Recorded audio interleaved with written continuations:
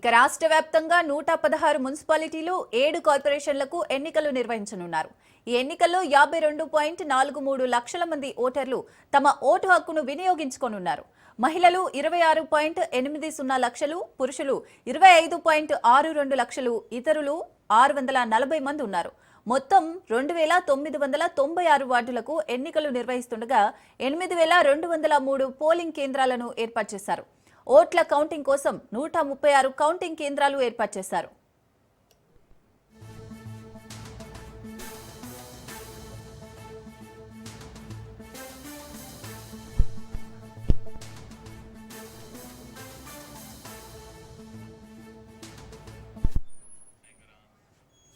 ఫిబ్రవరి 3 వరకు విత్డ్రాలు నిర్వహించి అదే రోజు అభ్యర్థులకు గుర్తులను కేటాయిస్తారు.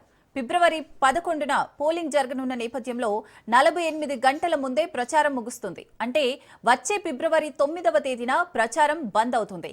ఈ లెక్కన అభ్యర్థులు కేవలం 6 రోజులు మాత్రమే ప్రచారం చేయాల్సి ఉంటుంది.